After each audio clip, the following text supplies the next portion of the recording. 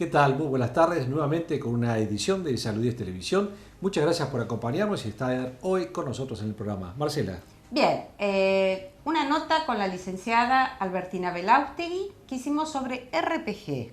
Algo muy importante, aquellos que sufrimos de dolores. Que estamos con posiciones viciosas. Exacto, algo muy importante y que mucha gente no conoce y que una muy buena nota. Muy bien. El doctor Roberto Machado, que es especialista en anestesia, nos va a explicar un poco cuáles son los mitos, los miedos, cómo se realiza una anestesia y cómo es la aparatología que existe hoy para llevar adelante una anestesia segura. Mis 3 preguntas. No puedo tomar agua, ¿qué hago? ¿Cómo hacer una buena fritura? Y colaciones saludables para los recreos. Preguntas que nos hicieron, ¿eh? Se viene el verano y hay que aprovechar todo esto, ¿eh? Exactamente. El doctor Gustavo Rabasano nos va a hablar de una patología también bastante frecuente, que es la artritis reumatoidea. Hace muy pocos días se llevó a cabo la semana de la artritis reumatoidea y bueno, él nos va a explicar un poco cuáles son los síntomas, el diagnóstico que se hace a través de esto y cómo poder evitar los dolores y evitar un poco las complicaciones que esta enfermedad trae. Exactamente. Así que bueno, empezamos con el programa.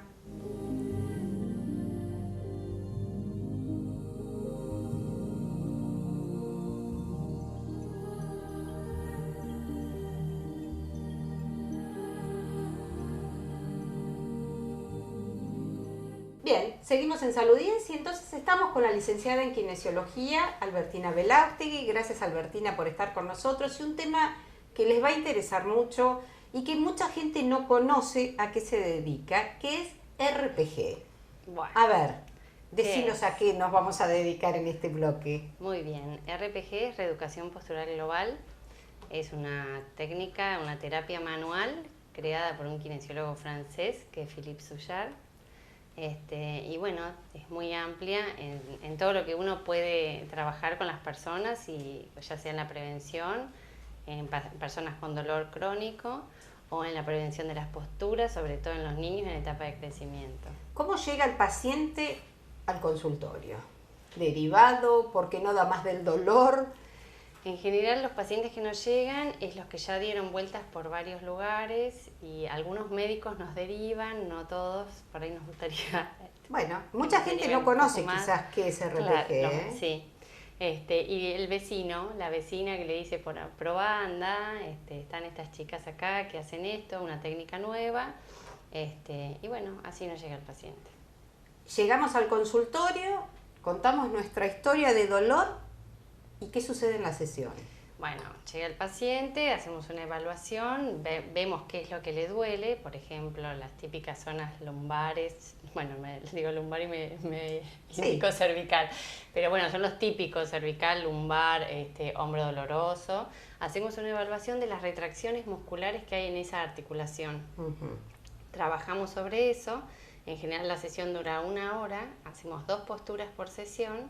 Y además después trabajás el hombro o la columna o la sacroilíaca o la rodilla en función de todo el cuerpo, y ver el paciente cómo está parado, cómo descarga su peso, y bueno, las compensaciones que tiene hacia arriba y hacia abajo. Esto es manual.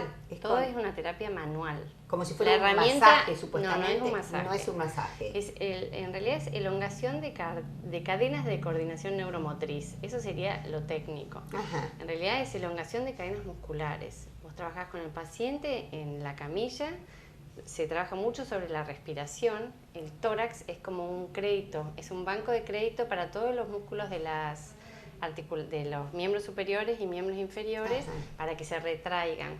Entonces muchas veces ves un hombro doloroso y un tórax súper rígido. Entonces, bueno, empezás a trabajar en la respiración y después aflojando, por ejemplo, los músculos del hombro. Y recompones completamente la movilidad del hombro. Perfecto. Uno lo que busca es la normalidad biomecánica de esa articulación.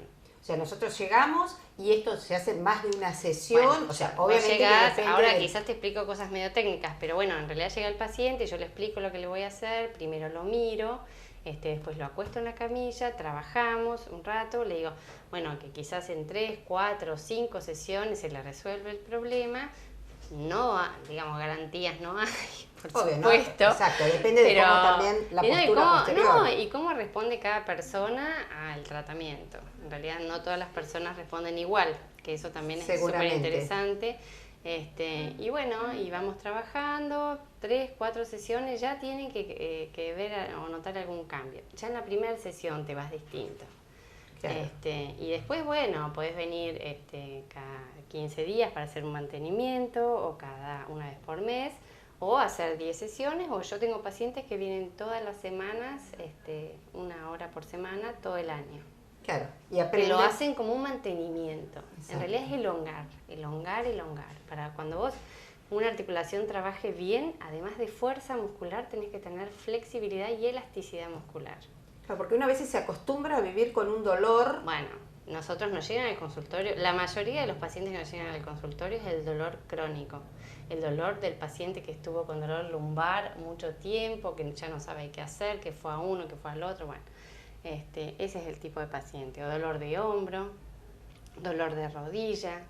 Ese es el paciente que dio mucha vuelta y que viene con mucha carga emocional además, porque el dolor está completamente ligado a las emociones de la persona. Seguro, uno aprende a manejar las posturas del día, tratando de salvar o tomando el antiinflamatorio, que a veces será indicado como corresponde, pero muchas veces te lo tomás porque te duele, te lo bancás. Además, los mecanismos de defensa del organismo son maravillosos, porque el cerebro tapa, hasta que un día no tapa más, rebalsa eso, y ahí cuando ya tenés el síntoma, ya hay para trabajar mucho. Hay mucho más para trabajar, claro. Y aprender a manejar nuestro cuerpo y no convivir con el dolor. No, eso es lo peor. Si bien la realidad, como vos dijiste en un momento, no es mágico ni la garantía del 100%, pero sí aprender a manejar esto de las posturas, de aprender a movernos, a veces que no sabemos cómo sentarnos, a veces estas posturas o los problemas lumbares que uno no tiene conciencia. A mí la gente me dice, bueno, ¿cómo hago ahora? Me siento así. Bueno, la postura es algo automático, uno maneja la vida automáticamente, no estás pensando en cómo pusiste tu cuerpo. Entonces son horas que vos estás con la computadora,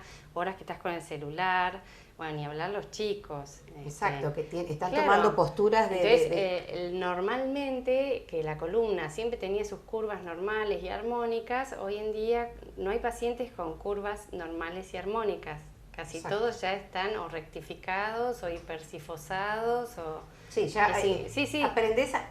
Obviamente que uno está inserto en lo laboral, a veces alejarse de la situación en sí. Es lo que hay y qué hacemos con esto. A eso voy, sí, a veces tratar a dónde estamos. Y si me tengo que sentar y trabajar mal, bueno, aprender a veces a manejar mejor. Tratar de que no te duela, de estar más flexible, más que viste que te puedas mover más amablemente para vos y para tu cuerpo. Y conocer el cuerpo. Bueno, realmente esperamos que esto sirva para... Abramos una puerta, esto da para mucho más, quizás podemos trabajar con temas puntuales. La idea era saber que se hace RPG en azul, que ¿trabajás solo? Bueno, no, somos 2 colegas, bueno, Laura Bayota y yo, que trabajamos en el mismo consultorio. Si bien no son técnicas que se trabajan de a 2, pero bueno, nos consultamos permanentemente. Además, esto es una formación continua, todo el tiempo nos estamos yendo a hacer cursos y bueno, estamos todo el tiempo como charlando. Y la idea también es no eternizar al paciente en RPG, sino tratar de después que despegue y haga alguna otra actividad. Lo que siempre o muchas veces recomendamos es stretching global activo, que lo hace una hermana mía también, que son con las mismas posturas de la RPG, pero autoposturas de elongación. Bien. Que entonces cuando el paciente ya aprendió a respirar, ya está sin dolor, como un mantenimiento, hace eso, que también es 1 vez por semana, 1 hora. Así que bueno, seguramente vamos a hacer alguna nota con Gloria y con Laura, como para redondear este tema, pero bueno, es el inicio de algo que seguramente todos vamos a necesitar. Pero bueno, gracias Albertina por estar con nosotros y seguimos en Salud 10.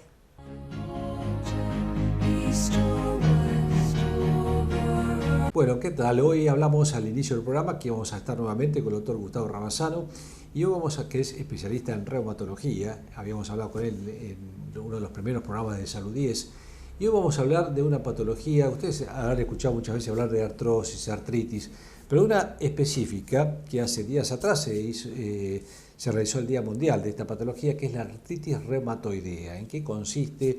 ¿Qué tratamientos existen? ¿Cuáles son los síntomas que podemos padecer? ¿Y cómo debemos consultar frente a cualquiera de estas inquietudes? Gustavo, gracias nuevamente por estar con nosotros. Artritis reumatoidea, te traje un tema que es justo en el mes de octubre, no es que se celebró, sino que se realizó el Día de la Artritis reumatoidea, el 24, ¿no? El 24. Así que bueno, contanos un poco de qué se trata esto. Mira, Gustavo, la artritis reumatoidea es una patología de origen autoinmune, inflamatoria, esto hay que destacarlo, es inflamatoria, y de evolución crónica. La artritis reumatoidea, dentro de las artritis, es una de las que más frecuente se ve en la práctica clínica, afecta aproximadamente el 1 al 2% de la población, es bastante frecuente, y el rango de edad va más o menos entre los 20 y 50 años. El paciente con artritis reumatoidea es aquel que característicamente se despierta muchas veces con dolor de manos, dolor de pies, el dolor es de ritmo inflamatorio, el paciente se despierta por las noches muchas veces con dolor y a la mañana tiene dolor y rigidez matinal. Como que le cuesta cerrar las manos, fundamentalmente. Cuesta cerrar las manos, muchas veces cuesta empezar a caminar, levantar los hombros, peinarse, asearse. Sí, está bien. Eso serían síntomas inflamatorios, porque muchas veces la artritis reumatoidea uno la localiza generalmente en las manos, pero en realidad puede afectar casi todas las articulaciones del cuerpo. La artritis reumatoidea es un padecimiento que afecta pequeñas articulaciones y grandes articulaciones. Hay algunas articulaciones que característicamente no afectan la artritis. Por ejemplo, el eje axial no es afectado por la artritis reumatoidea, a diferencia de otras artritis, sí, como las espondiloartritis que ya hablamos la otra vez. Sí. La artritis reumatoidea afecta tanto las pequeñas articulaciones como las grandes articulaciones. Y como vos decías, el dolor es bien inflamatorio, no es un dolor mecánico. Exactamente. No es un dolor que uno durante el transcurso del día, cuando empieza a andar, es cuando más síntomas tiene, sino que es al revés. Sí, sí. Afecta sobre todo, el paciente se ve afectado a la noche o a la mañana. Después del reposo empieza con la molestia. Y se acompaña de rigidez matinal. De rigidez matinal. Gustavo, y por ejemplo, el tema de las artritis reumatoidea, aparte de la parte clínica, que vos haces el diagnóstico desde el punto de vista clínico, ¿existen métodos de diagnósticos de laboratorio o de diagnóstico por imágenes? Sí, existen métodos de laboratorio y de diagnóstico por imágenes como muchas enfermedades, pero yo quiero destacar una cosita. La parte clínica de la artritis reumatoidea es fundamental. ¿Por qué? Porque la clínica obviamente siempre es soberana, siempre es lo que nos guía el diagnóstico, pero lo que tenemos que saber es que la artritis reumatoidea debe ser diagnosticada en forma temprana y tiene que tener un tratamiento precoz, porque si no el pronóstico de la patología es malo. Claro, pues sigue evolucionando y que después es más difícil. Más allá de la clínica, dentro de los métodos diagnósticos hay diferentes métodos. Uno es el laboratorio. En el laboratorio encontramos aumento de la eritrosedimentación, lo que nosotros llamamos reactantes de fase aguda. La proteína C reactiva está también aumentada. El factor reumatoideo está positivo a títulos altos, y ahora después voy a hacer una aclaración con el factor reumatoideo. Y hay un anticuerpo que es mucho más específico que el factor reumatoideo, que es el anti-CCP. Eso es es un anticuerpo, es un anticuerpo relativamente nuevo, pero es mucho más específico que el factor reumatoideo. Y yo con el factor reumatoideo también quería hacer una aclaración, porque muchas veces el paciente viene con un análisis donde el factor reumatoideo le salió elevado, y viene con el análisis y sin clínica. Muchas veces el factor reumatoideo puede estar positivo, generalmente a títulos bajos, y el paciente no tener artritis reumatoidea, porque es muy inespecífico. Son falsos positivos que se pueden dar. Exactamente. Y muchas veces puede pasar lo contrario. El paciente puede tener artritis reumatoidea, puede tener toda la clínica, y sin embargo el factor reumatoideo puede ser negativo. Está bien. ¿Y en método de diagnóstico por imágenes también te puede dar algo? Diagnóstico por imágenes, antes clásicamente usábamos la radiografía. La radiografía actualmente se sigue usando, pero la radiografía tiene sus limitaciones en lo que es el diagnóstico precoz. En el diagnóstico precoz se usan otros métodos, como la ecografía con Power Doppler o la resonancia magnética nuclear. Digamos, así que en eso también se usa, que en las manos o en las articulaciones del hombro, ¿en qué parte? Sobre todo en las manos y pies, que es donde generalmente se inicia. La radiografía no es que haya quedado fuera de uso, pero se usan para ver algunas secuelas propias de la enfermedad. Como sabemos, esta enfermedad, ya te dije, puede causar discapacidad y es una causa de discapacidad manejable y prevenible si uno es diagnosticado en forma correcta y un tratamiento precoz. El paciente no evoluciona hacia esa discapacidad. Pero si el paciente no es diagnosticado correctamente y el tratamiento no es iniciado en forma precoz, el paciente puede evolucionar a una discapacidad para las actividades de la vida diaria muy importantes. Por ejemplo, son pacientes que no se pueden peinar, son pacientes que no se pueden vestir, son pacientes que no pueden cortar la carne, abrir un cartón de leche. Ahora que hablaste de tratamiento, te voy a preguntar, porque una de las dudas que muchas veces tiene la gente es si la artritis reumatoidea se cura o se mejora, y lo que vos bien dijiste, se previene también, ¿no? ¿Y qué existe hoy desde el punto de vista médico para poder revertir todos estos cuadros clínicos, ¿no? Con respecto al tratamiento farmacológico de la artritis reumatoidea, existen diferentes opciones de tratamiento. Una cosa también cabe aclarar: la artritis reumatoidea es una enfermedad crónica que no se cura, pero se trata, al igual que la hipertensión arterial, que el hipotiroidismo, que la diabetes. Son enfermedades que no se curan, pero se tratan. Hoy en día el tratamiento es cada vez más óptimo, se conocen cada vez más detalles moleculares de la artritis reumatoidea, y de ahí el advenimiento de las nuevas terapias, que son los fármacos biológicos. El paciente debe conocer primero debe conocer su enfermedad, la naturaleza de la enfermedad. La educación es parte del tratamiento del paciente con artritis reumatoidea. El paciente debe conocer que esta enfermedad la va a tener siempre, que va a haber periodos en los cuales puede estar un poquito inflamado o con dolor, pero el objetivo nuestro es lograr la remisión clínica de la enfermedad, o sea, que el paciente esté sin síntomas como cualquiera de nosotros en este momento. Y hoy eso se puede lograr. Antes no. Antes vos sabés que el enfoque, el tratamiento era muy diferente a lo que se hace ahora. Y aparte llegaban en periodos mucho más avanzados también, ¿no? Se diagnosticaba menos, llegaban con daños seculares importantes, y además también había un error médico, porque el enfoque terapéutico empezaban con antiinflamatorios, se empezaban con corticoides, y después, si no respondía, se usaban las drogas modificadoras de la enfermedad, que hoy se usan de entrada. Hoy, el primer día del diagnóstico de la artritis reumatoidea, se deben comenzar con ese tipo de fármacos. Se llaman drogas modificadoras de la enfermedad. ¿Y por qué? Porque justamente modifican el curso natural de la enfermedad. El avance de la enfermedad. Y realmente tiene muy buenos resultados con esto, ¿verdad? Las drogas modificadoras de la enfermedad... ¿En qué momento lo agarrás, por supuesto? Las drogas modificadoras de la enfermedad tienen muchas veces sus limitaciones. Uno puede, en general, usar o combinar dos drogas modificadoras de la enfermedad. Siempre hay una que se elige, que es el metotrexato, por la comodidad de la toma, porque es un fármaco con un perfil de seguridad aceptable.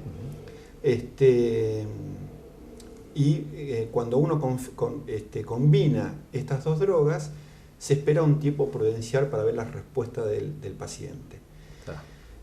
Hay pacientes que responden más, otros que responden menos, y hay un grupo de pacientes que no responden, son grupos no respondedores a esa terapia convencional. Que ya te digo, la terapia convencional consta en antiinflamatorios, muchas veces. Se usan los corticoides también, sobre todo en las primeras etapas de la enfermedad, no como antes.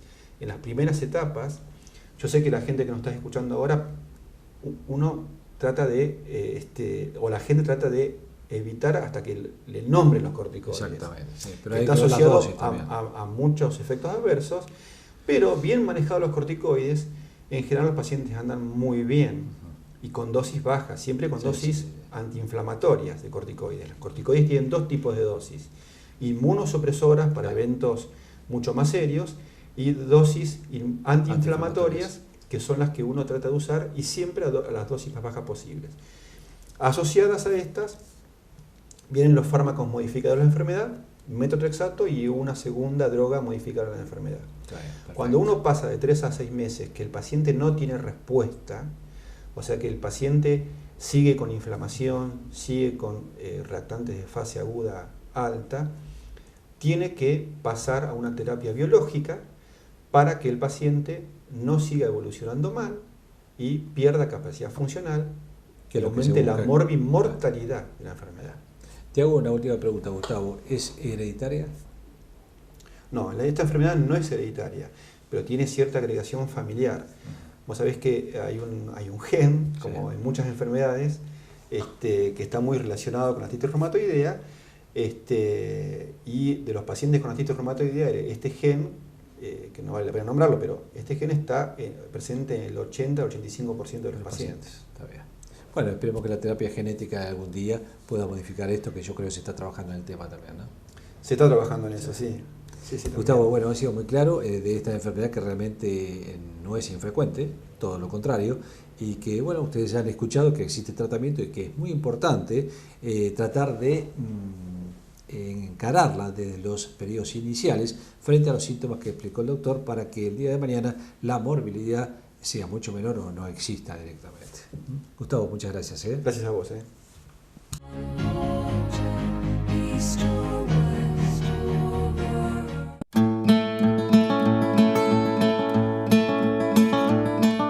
Bien, programa de hoy, respuesta a 3 preguntas que me hicieron.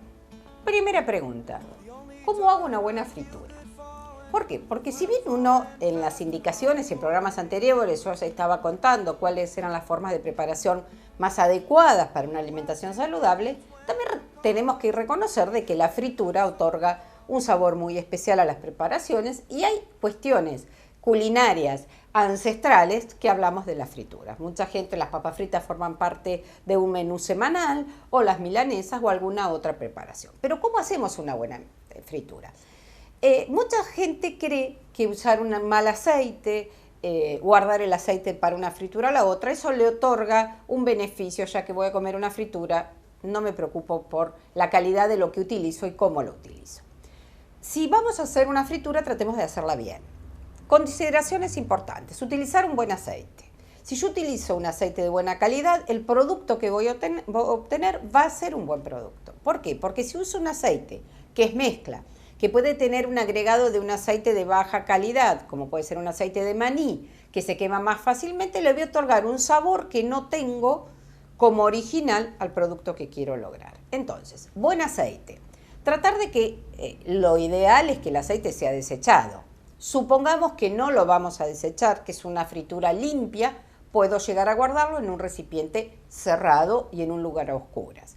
Pero si es una fritura limpia, si yo voy a hacer milanesas que habitualmente elimina parte del pan rallado, ya me queda un aceite que está sucio y que cuando lo vuelva a calentar, ese producto que quedó de la milanesa anterior se va a quemar fácilmente, y eso otorga un sabor a quemado muy importante, que es lo que se llama la acroleína, que es tóxico, digamos, para la membrana gástrica. O sea, es muy irritante y estoy logrando una fritura que no me va a hacer nada bien. Segunda consideración: ¿qué recipiente voy a utilizar? Trato de utilizar envases que no sean muy grandes para lograr la mayor temperatura en un envase chico, y tratando de utilizar la mayor cantidad de aceite. Las frituras bien hechas se hacen cuando el alimento que voy a freír se sumerge totalmente en el mismo. O sea, como que tiene que... Si yo hago en un recipiente que es profundo, trato de poner la altura de la milanesa, cuando cae la milanesa quede cubierta totalmente. Si yo trato de ahorrar, amarretear aceite y lo pongo en una sartén muy grande, usando poquito, y parte de la fritura queda al aire, ¿qué pasa? Esa fritura va a quedar mucho más grasosa. ¿Por qué? Porque tiene temperatura diferente la milanesa de lo que quedó arriba que lo que está sobre el fondo del recipiente de la sartén. Entonces logro una fritura de pésima calidad porque es muy grasosa. No logro un producto seco como debería ser una fritura. A alta temperatura, sumergido totalmente en el menor tiempo posible.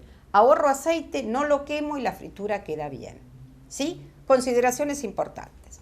Segunda pregunta que no tiene nada que ver con esto es ¿qué sucede con colaciones saludables para los chicos en las escuelas? Si no hay un kiosco saludable en la escuela, ¿qué puede llevar? Turrones o barritas de cereales. Lo que pasa es que las barritas son de pronto mucho más caras. Sí podemos hacer granolas en casa, provocar con mezcla de cereales que los podemos dorar en una sartén o al horno, mezclarlos con algún caramelo, con azúcar hecha caramelo y lograr algunas barras caseras a gusto que salen mucho más económicas que la gran variedad de cereales y barritas que hay en los kioscos. Por supuesto que alfajores de maicena o las tapitas solos o hecho un alfajor con alguna mermelada o en su defecto con un dulce de leche. Obviamente la fruta. Uno entiende que un chico no va a llevar una mandarina a la escuela porque le va a costar el pelado, dónde va a dejar las cáscaras, el olor que le va a quedar en las manos. Si el kiosco es saludable y de pronto en la escuela ya pela las mandarinas, genial, porque podemos hacer pinchos o podemos hacer en vasitos como tipo con escarbadientes y ir comiendo para no ensuciarse las manos. Si no, consumir manzanas, de las cuales deben ir bien lavadas, o si no, bananas, que es la más limpia de todas y a los chicos les gusta y es una muy buena opción y provoca mucha saciedad. Además damos potasio y un hidrato de carbono que para el chico que es muy activo, excelente colación saludable. A los chicos que no les gusta consumir este tipo de productos pueden llevar un sándwich hecho con pan lactal o con un mignon con queso, es una excelente opción porque de esta manera es fácil de transportar y puede ser colocado o en un tupper en algún recipiente o en una bolsa o en un papel film, en un aluminio y el chico lo puede consumir perfectamente y desechar el papel en su lugar correspondiente. Si las escuelas tienen kioscos saludables, obviamente hoy se puede otorgar o en una leche chocolatada o se puede otorgar alguna gelatina o ensaladas de frutas que puede ser accesible para el consumo como una colación. Obviamente que tenemos que elegir aquellos que sean mucho más saludables. Tercera pregunta del programa de hoy, esos pacientes o las personas que dicen no puedo tomar agua, el agua me cae pesada, ¿qué hago?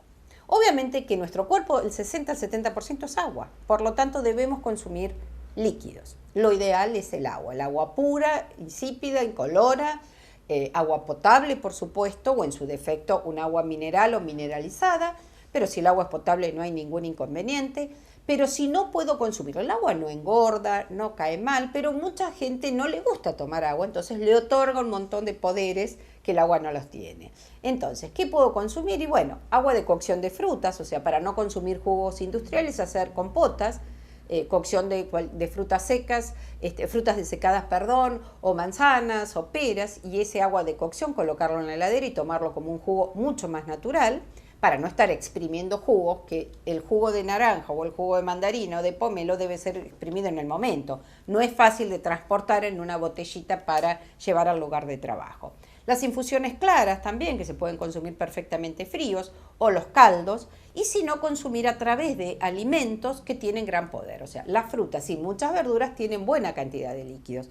Por lo tanto, sería una manera de estar consumiendo los mismos. Pero no le otorguemos al agua poderes que no tiene. Busquémosle la forma, quizás mucha gente no le gusta consumir el agua en la temperatura extrema, en temperatura helada. Bueno, lo podemos hacer con agua natural y de esta manera seguramente es mejor tolerado. El consumo en su defecto, bueno, el tomar mate, el tomar té, utilizar los jarros de té para aquellos que no pueden tomar mate por su lugar de trabajo, estén consumiendo constantemente. Y si no, preparar infusiones de hierbas, o de, como les decía, jugos de compota, colocarlos en botellitas y el transporte es exactamente igual que si lleváramos agua en una botellita de agua mineral con agua de la canilla. Pero es importante el consumo de 2 litros mínimo. Todos consumimos generalmente esa cantidad de líquido. Recordemos algo, que si tenemos sed, estamos en sistema de alarma. No quiere decir, la sed ella es un síntoma fisiológico donde determina de que estoy deshidratada. Tenemos que no llegar a tener sed. Eso es un factor a considerar. Las personas de la tercera edad que les cuesta muchísimo tomar líquido tienen que tratar de obligarse, y a veces el tener condicionado las botellitas de agua, la cantidad que vamos a consumir por día, favorece mucho el hecho de decir, bueno, sé que tengo que consumir 3 a 4 botellitas diarias, las de medio litro son más parecidas, que se terminan más rápido y el consumo puede ser mucho más óptimo. Así que bueno, a las 3 preguntas que nos habían hecho, respondidas, y bueno, seguimos en Salud 10. Gracias.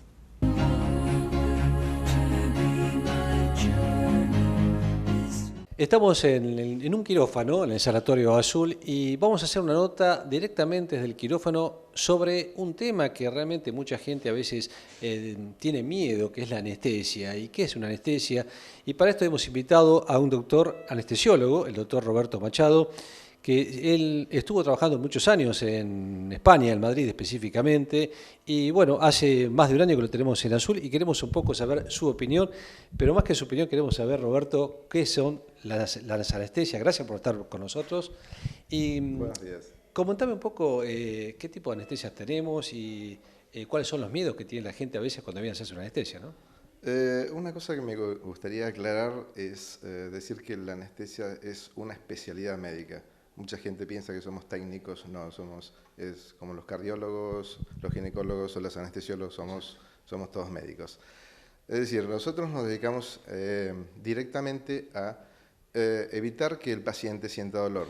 Eso lo hacemos mediante la inhibición de la sensibilidad de una parte del cuerpo o bien de todo el cuerpo en el caso de una anestesia general.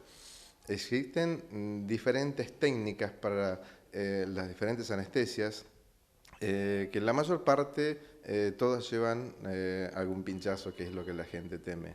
Los pinchazos son mínimos, no es algo que el paciente tenga que tener temor de los pinchazos.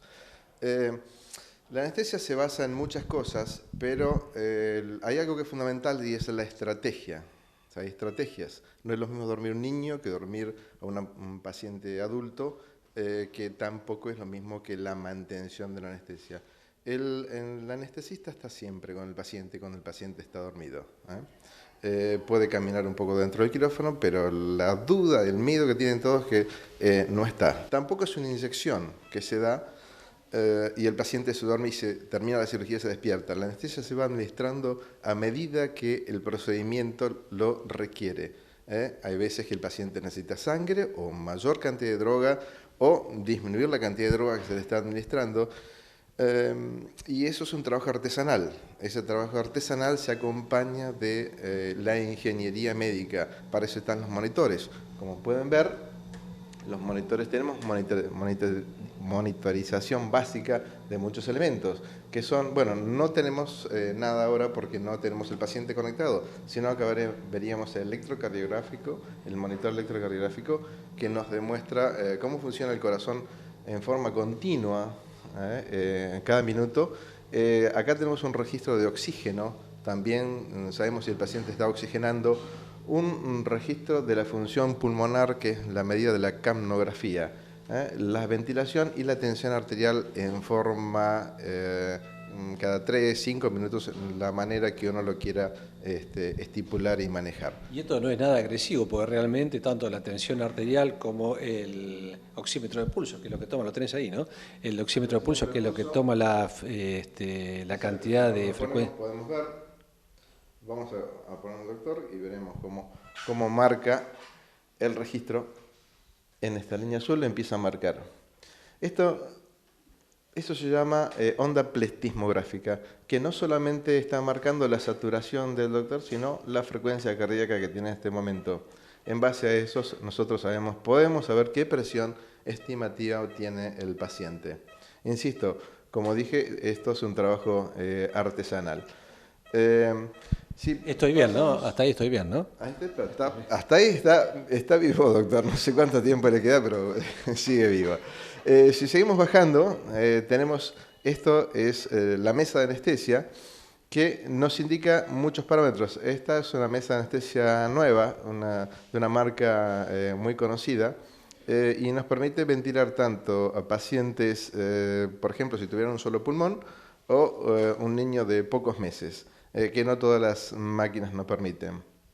Estos nos indican la cantidad de volumen de aire que nosotros le estamos mandando al paciente, y esto lo regulamos nosotros en base a las necesidades que vemos entre lo que nos marca la máquina y entre lo que nos marca el monitor, el capnógrafo o el oxímetro. Es toda una regulación. Por eso insisto, no es un trabajo que se puede hacer una máquina puede hacer anestesia, es muy difícil. Esto es muy artesanal. Esto hay que ir variando continuamente a medida de cómo va encarnándose la operación. Me refiero a si... Realmente el paciente se puede quedar bastante tranquilo con el control, como vos bien decís, artesanal, más tecnológico, que se va haciendo del control anestésico, ¿verdad? Exacto, el paciente puede quedarse tranquilo. Uno puede tener distracciones como trae cualquier trabajo, pero los sensores y las alarmas que tienen nos avisan que algo no está funcionando bien. Las alarmas y los sensores se programan, algunos ya vienen programados de por sí y otros uno los programa para cada paciente. O sea que eso nos da una seguridad que si uno está distraído, el monitor avisa y toda la gente que está integrando el equipo quirúrgico se puede dar cuenta, está sonando una alarma, ¿qué pasa? ¿Qué sucede? Y el paciente está muy controlado. Vos has estado trabajando en España y este tipo de maquinaria tecnológica anestesista, ¿realmente estamos en buen nivel en Azul para realizar anestesias con este tipo de aparatología? Sí, estas son mesas nuevas, esas son mesas de última tecnología. Es decir, siempre hay posibilidad de implementar las cosas, ¿no es cierto? Pero para el tipo de cirugía que se hace en este lugar, estamos sobrados de mesa de anestesia. Roberto, te hago otra pregunta que también es para el control de la gente. Generalmente cuando vienen a hacerse una anestesia necesitan un chequeo previo a ingresar al quirófano, ¿verdad? Como el prequirúrgico. Todos los pacientes necesitan tener elementos, cosas que son básicas, que es un electrocardiograma, un análisis de sangre, un control, un chequeo clínico de su médico en lo posible para saber que no sufre de ninguna enfermedad en la cual en los análisis no aparece. Esas son cosas básicas que se piden acá y en todo el mundo. Se piden sobre todo si el paciente tiene una cierta edad. Después de los 60 años hay que ser más riguroso para pedir cosas. Algunos dicen más de los 40, bueno, depende del estado de salud que tenga el paciente en ese momento, pero son cosas básicas que hay que tenerlas. Te hago una última pregunta, Roberto, que calculo que debe ser uno de los procesos más difíciles que les toca a ustedes, es cuando viene un paciente de urgencia o una emergencia que realmente ingresa por un cuadro bastante importante, que tiene que ingresar al quirófano, un accidente o algo. Eso realmente para ustedes es mucho más estresante también, ¿verdad? En realidad son todas las cosas estresantes. Vos sos cirujano, sabés qué es lo que sucede. En todo momento estamos muy tranquilos y en un segundo cae la bomba, pasa alguna cosa y tenemos que estar en forma permanente sobre el paciente. Cuando es una urgencia y el paciente está grave, por ahí se necesita más de un anestesista. ¿Qué es lo que hacemos? Venimos entre dos por lo menos a atender al paciente porque por ahí no nos dan la mano.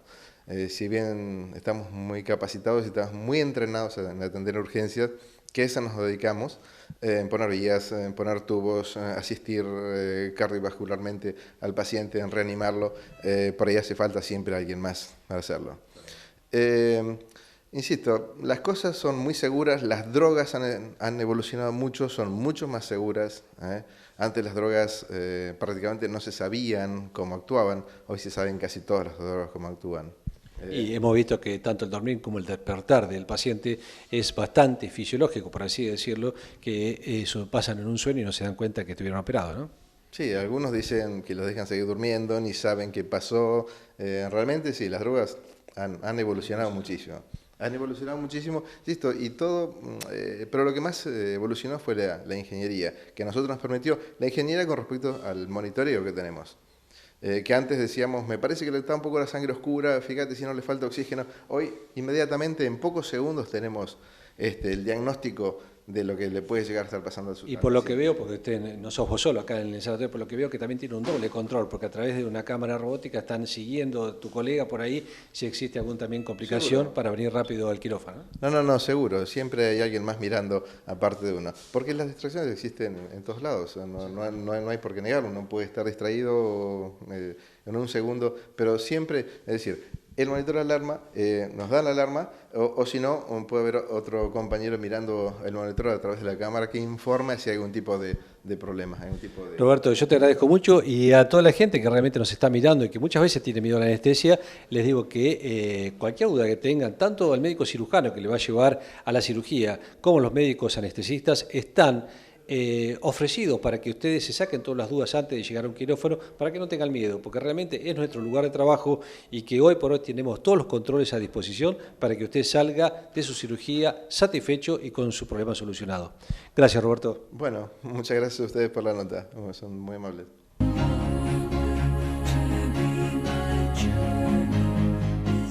Bueno, hemos llegado al fin de Saludez Televisión. Esperemos que les haya gustado, que les haya sido de utilidad este programa, donde estuvimos hablando con el doctor Rabasano, Gustavo Rabasano, sobre artritis reumatoidea, muy interesante, una enfermedad que antes realmente provocaba muchas complicaciones y que hoy, tomado a tiempo, se puede llevar a prevenir muchos de estos problemas. Sí, es la discapacidad que provocaba, que hoy se puede tratar.